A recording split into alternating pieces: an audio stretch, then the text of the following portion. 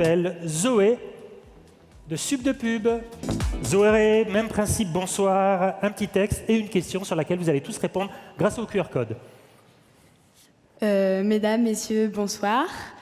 Donc, au cours de l'année 2022, de nombreuses lois ont été votées en accord avec les problèmes écologiques actuels. De ces lois, j'entends notamment la loi anti-gaspillage pour une économie circulaire qui interdit désormais la vente d'emballages plastiques, mais également la loi d'extinction lumineuse qui demande aux enseignes de stopper la publicité lumineuse entre 1h et 6h le matin. De ce fait, certaines organisations usent de ces nouvelles réglementations pour promouvoir leur marque auprès des consommateurs. En effet, certaines marques lancent des campagnes de communication et se vantent auprès des consommateurs d'entrer dans une démarche davantage écologique. Or, c'est désormais devenu obligatoire. Ainsi, je m'interroge, moi, Zoé Marc, comment pouvons-nous nous faire confiance en l'authenticité des démarches des marques si elles sont induites forcées par les réglementations légales ? Votre entreprise a-t-elle pris des initiatives RSE fortes sans y avoir été contrainte par la réglementation? C'est bien ça. Donc les boîtes ont pris des initiatives sans être forcées. Ça, c'est une bonne information. Merci beaucoup, Zoé. On y va, Émilie, c'est parti pour la table ronde avec Cécile, bravo. Cécile Chambaudry, Énergie Globale, Martin Hanos pour Fnac Darty et Sylvia Tassantofola pour TF1 Publicité. Benjamin Perret, c'est le DIRCOM de EDF. Il n'a pas pu nous retrouver ce soir. Un petit empêchement, mais pour autant, on a une très belle vidéo. C'est tout de suite pour la vidéo.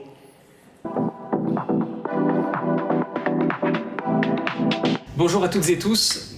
Merci beaucoup de m'accueillir par vidéo uniquement. J'aurais vraiment aimé être parmi vous. Hélas, l'actualité, le calendrier d'EDF m'a rattrapé aujourd'hui, donc je m'adresse à vous par ce message. Et en tout cas, j'espère que cette journée est une réussite complète. C'est plus facile pour nous que pour d'autres, puisque dans l'ADN d'EDF, il y a le fait de maîtriser l'énergie. Au fond, on est une des rares entreprises, peut-être même la seule, qui vous encourage à moins la consommer.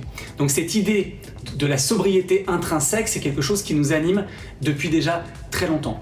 Dans le monde dans lequel on vit, qui est un monde de fin de l'abondance, un monde où il faut aussi revoir un petit peu la valeur des choses et la valeur de l'énergie consommée, eh bien EDF accompagne l'ensemble de ses clients dans leur consommation, dans l'électrification des usages et vers un usage qui permette de concilier, comme on le dit dans notre raison d'être, à la fois la préservation de la planète, mais également toujours le développement, le bien-être. Ça n'est pas un monde de déclin, le monde de sobriété, c'est un monde dans lequel on vit mieux, mais on vit mieux en faisant plus attention à nos ressources.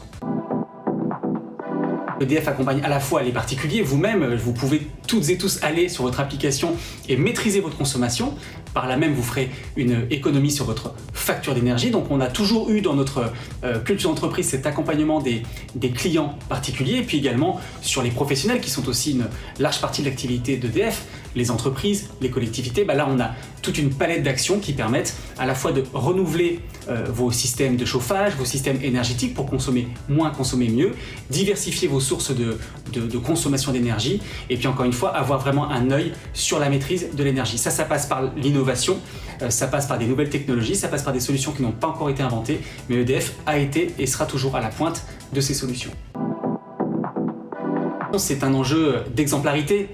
Au fond, puisque la communication c'est le contraire du bruit, finalement la sobriété elle doit s'imposer aussi à nous communicants dans la façon dont on produit des choses, des contenus, viser l'efficacité, réfléchir toujours à l'impact de notre communication, je pense que c'est fondamental. Et puis il y a des mesures aussi très concrètes et des indicateurs de performance sur notamment la suppression, l'effacement des contenus qui sont périmés. On a mis en œuvre avec l'aide d'Avas une date limite de diffusion sur des contenus digitaux qui nous permettent d'alléger nos médias, d'alléger nos supports et par là même consommer un petit peu moins d'octets, peut-être de téraoctets dans des data centers. C'est un terrain sociétal très très intéressant à creuser, désirable, je ne sais pas, mais en tout cas souhaitable et que l'on peut accompagner. Et au fond, pour les marques, il y a un vrai enjeu d'accompagnement puisqu'on voit bien qu'une des conditions de réussite de ce mouvement vers la sobriété, c'est le sentiment d'équité. C'est la conviction que je ne suis pas le seul à faire l'effort. Et donc, pour les entreprises et les marques que nous représentons, il y a un vrai défi à montrer que nous sommes partie prenante de cet effort de sobriété, à la fois pour montrer qu'on fait cet effort-là et puis qu'on aide l'ensemble de nos publics à le réaliser au service de cette sobriété collective.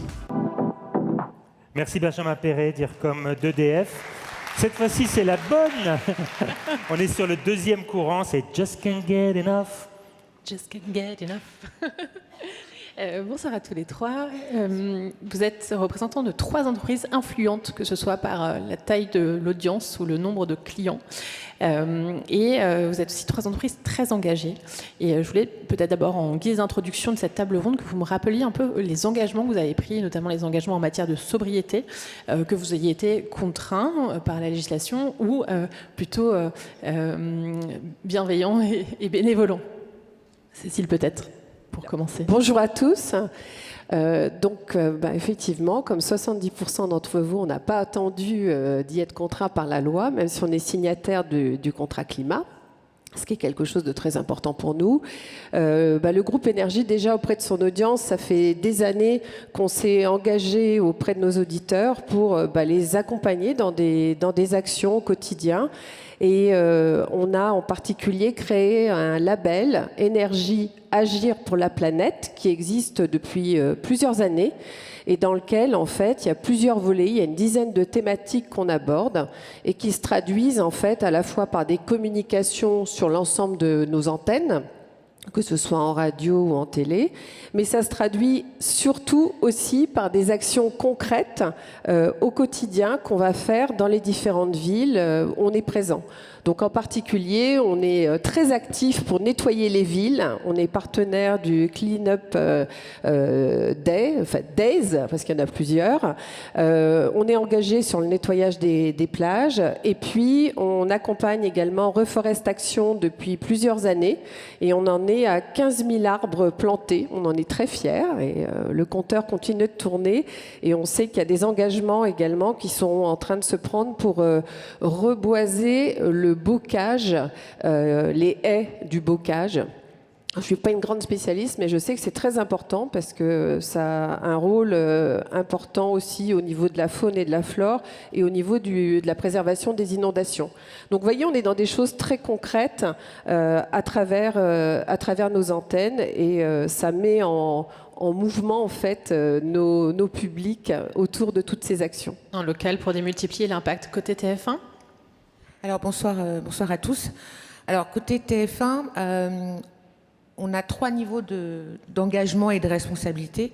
Le premier, en tant qu'entreprise, on appartient au groupe Bouygues. Et forcément, le métier de la construction, notamment, c'est un peu comme le métier de l'automobile, même combat. Donc on a effectivement un engagement de réduire nos réductions carbone de 30% d'ici à 2030 et toutes les filiales du groupe Bouygues s'y sont engagées. En ce qui concerne plus spécifiquement TF1, sur la sobriété énergétique, on a déjà réduit de 9% en 2022 versus 2021. On a pris là aussi des engagements éditoriaux, mais j'y reviendrai peut-être tout à l'heure. Le deuxième point, c'est en tant que média, comme Cécile, évidemment, au travers de nos JT, au travers de la fiction française. On n'a pas de proposition de terrain, mais on se sert aussi au quotidien de nos émetteurs pour pouvoir effectivement faire de la pédagogie, porter les sujets. Récemment, on a fait un sondage auprès d'un panel de Français au niveau de l'information et de la rédaction.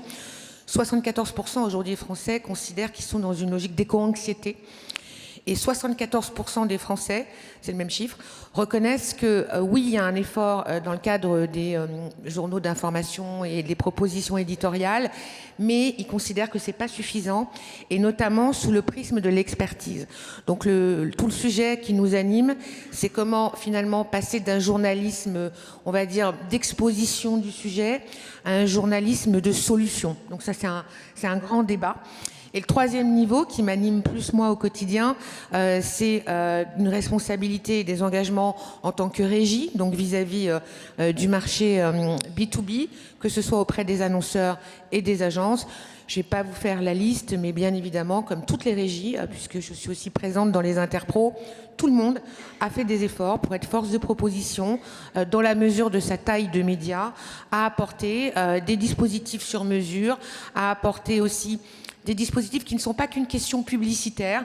Par exemple, nous, on a créé un fonds où tous les annonceurs qui mettent en avant leur label ADEME, ça crédite la capacité de faire des messages d'autopromotion auprès du consommateur pour pouvoir expliquer la vertu d'un label ADEME, comme l'affichage environnemental, par exemple, etc.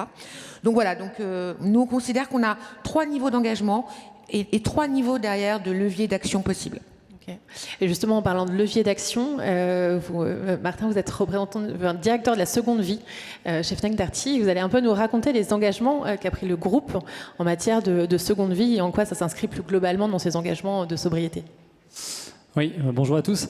Nous, on a pris aussi beaucoup d'engagements sur nous-mêmes. Donc, typiquement, on parlait des enseignes lumineuses, la camionnette Darty qui est devenue électrique, etc.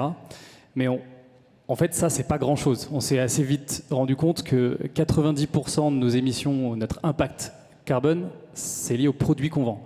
Donc, c'est lié à l'utilisation des produits, à leur production, à leur recyclage pour ceux qui sont recyclés.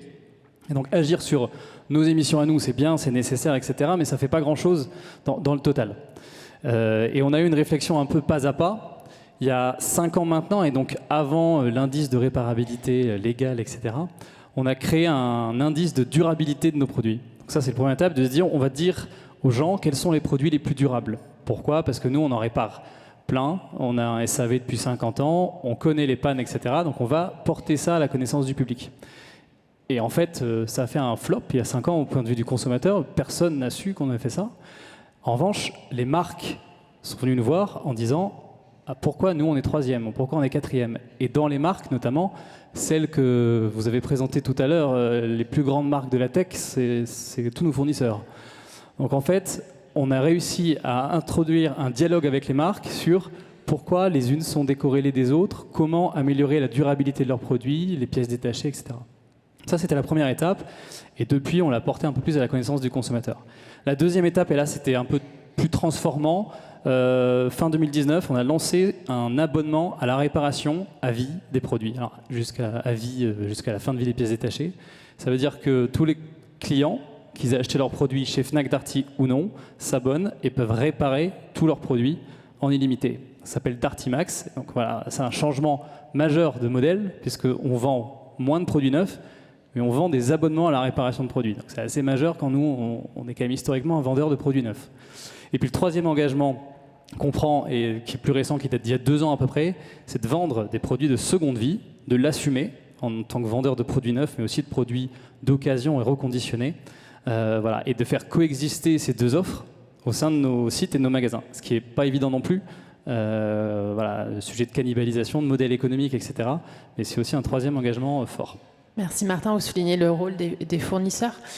Comment vous, justement, vous accompagnez vos clients qui sont vos parties prenantes sur le chemin de la sobriété? Est-ce que vous avez des exemples d'outils spécifiques? Est-ce que ça vous arrive aussi parfois de renoncer à certains annonceurs? Est-ce que, voilà, je sais que Énergie, vous êtes engagé sur une plus grande sobriété publicitaire. Qu'est-ce que vous pouvez nous en dire? Alors oui, effectivement, en sortie de confinement, en 2020, on a décidé de s'engager dans une vraie démarche de sobriété publicitaire. En fait, on était allé dans, j'allais dire, une sorte de course à l'échalote liée à la course à la productivité du marché, et on avait une augmentation sur l'ensemble du média radio du temps publicitaire de plus 35%. Donc on s'est dit qu'à un moment donné, arriver dans ces durées publicitaires, ça nuisait, ça pouvait nuire fortement au contrat d'écoute qu'on avait avec nos auditeurs. Donc on a pris une décision extrêmement forte, engageante, qui a été de dire on va limiter le temps publicitaire sur nos antennes en moyenne à 9 minutes par heure sur la partie nationale. Donc quand on fait ça, effectivement, ça veut dire qu'on renonce sur les périodes fortes à prendre tous les annonceurs. Donc ça nous amène à changer complètement notre politique commerciale. Mais le résultat, il est très vertueux parce que clairement, ça nous a permis de renforcer notre contrat d'écoute avec nos auditeurs. Alors il y a tout le travail des antennes, évidemment, qui est extrêmement important, mais ce qu'on peut noter, c'est que nous, pendant cette période, une station comme Énergie, elle a progressé de 9% en termes d'audience. Donc on a une dynamique qui s'est opérée, et on pense qu'on a joué, on a été une petite pierre dans cette histoire. Et le deuxième point qui est très important, c'est que quand on interroge nos auditeurs, on a fait une étude avec Toluna Harris Interactive, eh bien ils nous disent à 83%, en fait pour nous la pub, dans ce contexte-là, elle fait vraiment partie intégrante du contrat d'écoute qu'on a avec vous. Et on sait que cette pub, elle est importante parce que c'est ce qui nous permet d'avoir gratuitement nos programmes. Et l'autre point, c'est que quand on mesure du coup l'émergence de vous tous, annonceurs, que je remercie d'ailleurs au passage pour nous accompagner, eh bien, les résultats sont là aussi positifs. Je vais juste retenir un chiffre, c'est qu'on gagne 11 points en termes d'intention d'achat sur la cible des 25-59 ans, ce qui est énorme. Donc voilà, vertueux à la fois sur nos publics, sur nos audiences, et vertueux pour l'émergence, l'attention des campagnes. C'est ça, ce qui peut paraître contre-intuitif, mais c'est que la sobriété permet de gagner en expérience finalement. Exactement. Et après, en termes de politique commerciale, clairement, ça nous fait rentrer dans des logiques que vous connaissez bien, qui sont des logiques de yield management, où on change effectivement la philosophie. Et là, on arrive à un sujet qui est celui de la formation des équipes, hein, donc l'humain qui va être très important pour sensibiliser les équipes à ce changement et les amener à accompagner ce changement. On aura peut-être l'occasion d'y revenir. Oui, c'est le dada de Patrick, l'humain. Côté TF1, quels sont les outils que vous avez mis en place? Vous avez la fresque de la publicité, par exemple. D'autres outils? Il y a plusieurs sujets. Il y a un enjeu déjà de mesurer. Donc ça a été le travail qui a été fait par de nouveau les différents médias sur se mettre d'accord sur quel est le périmètre de responsabilité du média par rapport à la consommation globale sur une base 100. De déterminer derrière des référentiels qui soient applicables pour toutes les tailles de médias, parce qu'il n'y a pas que des grandes régies qui ont des moyens effectivement de se payer, des consultants, etc. Donc d'où l'enjeu d'un référentiel, c'est notamment ce qu'on a fait au niveau du SRI pour les membres du SRI. Et le troisième point, c'est comment on est interopérable avec les parties prenantes, à savoir les agences en premier lieu, et bien sûr les annonceurs. C'est là où on va avoir sur l'année 2023 un sujet de travail et de collaboration constructive, puisque pour l'instant tout le monde a un peu développé en chambre des moyens de mesure, mais finalement il n'y a pas d'interopérabilité, on va dire des référentiels partagés entre le côté sell-side et le côté buy-side. Pourquoi c'est important? Parce que la mesure, finalement, n'est que une toute petite partie du sujet, puisque là où on est attendu, pour nous-mêmes, en tant que citoyens, en tant que professionnels, et par rapport à nos engagements, qu'ils soient dans un contrat média-climat ou plus globalement vis-à-vis de la filière et de l'enjeu d'une publicité durable et responsable, le vrai sujet où on est attendu, c'est la réduction. Et c'est vrai que pour l'instant, il y a effectivement quelques initiatives, mais on n'y est pas du tout, en fait, on va se le dire. Donc il y a encore beaucoup de travail et surtout ce n'est pas les mêmes leviers possibles entre de la radio, de la télévision, du digital, de la presse ou de l'affichage par exemple. En ce qui concerne la télévision et la radio, c'est compliqué puisque plus de 80% de l'émission carbone est liée en fait entre guillemets au poste de réception. Donc par exemple en télévision c'est l'écran de télé. Nous on n'est pas constructeur de postes de télé, donc nos marges de manœuvre par rapport à ça elles sont compliquées. Et ce soir, j'en profite pour dire attention, parce qu'il y a beaucoup de sociétés qui fleurissent pour accompagner les agences et les annonceurs. Alors, en télévision, certains disent à l'annonceur, écoute, c'est très simple, t'as qu'à faire que du 10 secondes en télévision, et puis tu fais ton média planning entre 2h et 4h du matin, et comme ça, tu vas moins consommer de carbone. Alors, c'est sûr, on peut le voir comme ça. Alors là, du coup... tu vas être petite joueuse par rapport à moi si je fais ça demain, parce que là, c'est de la sobriété ultra. Donc non, ça va pas, parce que sobriété ne veut pas dire, entre guillemets, sanction économique. Et tout l'enjeu, c'est effectivement comment on arrive à trouver un juste équilibre entre, de nouveau, les engagements nécessaires et vitaux qu'on doit faire vers une sobriété, mais une sobriété qui est effectivement équitable et fair deal pour tous les acteurs et toutes les tailles d'acteurs. Donc voilà, donc désolé, je parle pas trop de TF1 pub, parce que je trouve que c'est pas le sujet. Oui, mais c'est hyper intéressant cette notion d'assemblée. Voilà, sinon je peux vous envoyer toutes mes offres, mais bon, c'est pas. La fresque de la publicité, c'est autre chose. La fraise, donc on a nous formé nos collaborateurs avec un organisme que je recommande qui est YouMatter, qui notamment d'ailleurs conseille le C3D qui est le comité des directeurs du développement durable du CAC 40. Fabrice tout à l'heure. Voilà, qui sont des gens formidables. Et donc on a fait un appel d'offres, on a sélectionné YouMatter pour former 90% de nos collaborateurs. Je tiens à préciser que c'était une démarche volontaire des collaborateurs et qu'on a eu 90% d'adhésion. On les a formés à la fresque du climat, qui est un jeu de cartes interactif de 3 heures. Pour tous ceux qui ne l'ont pas fait, j'encourage à ce qu'ils le fassent. Et on s'est dit, chemin faisant, qu'il était essentiel de créer finalement une fresque pour parler de la publicité, créer de la discussion et voir effectivement comment, en créant cette discussion, on pouvait commencer finalement à parler d'engagement, de pédagogie, comment on pouvait finalement s'améliorer. Et donc on a co-construit cette fresque de la publicité avec des experts, des agences, des annonceurs, des régies concurrentes. D'ailleurs, il y avait quelqu'un d'énergie dans les ateliers La bêta. compétition, on l'en a vu tout à l'heure. Voilà, exactement, parce que moi je considère que c'est pas un sujet entre guillemets commercial, c'est aussi un sujet collectif. Et donc cette fresque de la publicité, on l'a donnée au marché depuis septembre. Et je suis très fière parce qu'on a déjà 136 fresqueurs du marché qui ont fait cette fresque de la publicité. C'est 50 entreprises derrière, donc c'est encore petit. Mais on va se dire que voilà, ça va probablement progresser. Voilà.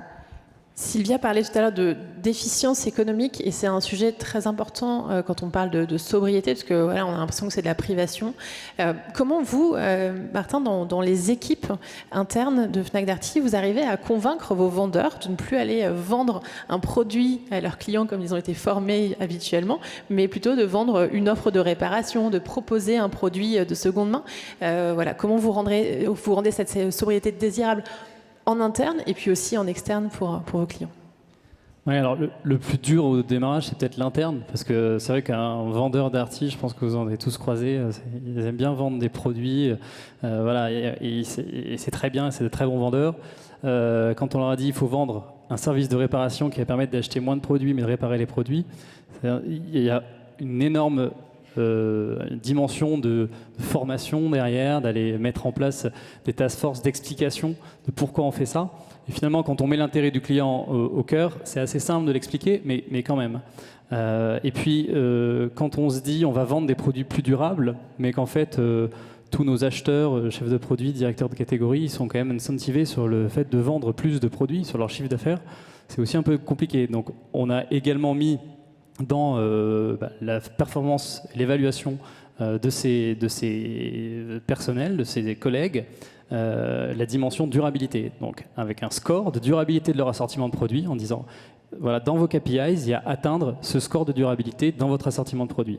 Donc c'est par le pilotage de KPIs, c'est par la formation, voilà, c'est par tout ça. Aussi, ça nécessitait pas mal de changements internes, parce que quand on se dit, nous on répare 2 millions de produits par an, on se dit qu'à horizon 3 ans, on va réparer 2,5 millions. Ça veut dire qu'il faut recruter énormément de techniciens dans un marché où il n'y a pas beaucoup de techniciens, où il n'y a pas beaucoup de formation de techniciens.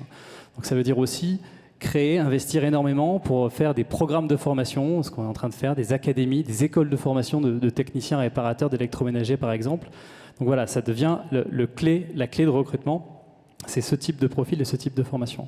Et puis vis-à-vis du client, dernier point, c'est peut-être le rendre cette offre de seconde vie ou cette offre de réparabilité, c'est de la rendre visible et lisible. Parce qu'en fait, c'est un monde où il y a de tout, parfois un peu de n'importe quoi aussi. Il y a du reconditionné voilà, qui vient de n'importe où, qui est fait de façon différente partout. Et nous, on se dit que notre engagement en tant que marque, c'est aussi de donner cette lisibilité aux clients, de donner la visibilité sur le chemin du produit, la production, le reconditionnement, et de un peu donner notre image de marque, mouiller la chemise entre guillemets en disant que voilà, on garantit ces produits-là. Et je pense que apporter plus de visibilité et de lisibilité à ce marché, ça aidera aussi les réfractaires, les consommateurs réfractaires à aller sur ce marché du reconditionné ou de l'occasion avec un peu moins de réticence. Cécile, je sais que ça te tient à cœur, cette question de la formation. En un mot, comme on est un petit peu en retard. Oui, la formation, c'est clé et c'est un moyen d'embarquer effectivement les équipes. Et effectivement, Sylvia le disait, nous, on embarque là, les équipes dans la fresque du climat. Donc, on va former toute la régie publicitaire avant que tout le groupe ne soit formé également. Et pour nous, c'est vraiment un moyen d'être complètement aligné dans ce que l'on fait et être dans une, j'allais dire, une sincérité totale et une compréhension totale des enjeux pour être... Une exemplarité, parce que finalement... Exactement, et être dans cette logique d'exemplarité qui est claire. Émilie, on est bon? On Je est voudrais bon. juste dire un mot. Ah, un mot. Sylvia? Non, je voudrais juste dire quand même, parce que j'ai vu le petit sondage juste avant nous, où les Oui. marques spontanément... Moi, je suis une sorte de baromètre, donc tous les mois, la progression des messages publicitaires qui, sur toutes nos antennes, sont diffusés, portent au moins un critère RSE. On est à 24% sur la moyenne janvier-octobre, c'est 11 points de mieux que 2021. Les grands secteurs, évidemment, c'est l'automobile, mais c'est aussi la distribution, c'est aussi l'alimentation, c'est aussi l'hygiène beauté, c'est aussi le retail. Donc je tenais à souligner ce point, et que quand même, il y a un avant et un après 22. Et je trouve qu'il y a une vraie accélération sur 22, de vous tous, et les représentants que vous êtes. Je voulais juste le saluer ce soir. Voilà. C'est important cette question du pilotage aussi, oui, de savoir où on en est. Merci à tous les trois. À tous, bravo.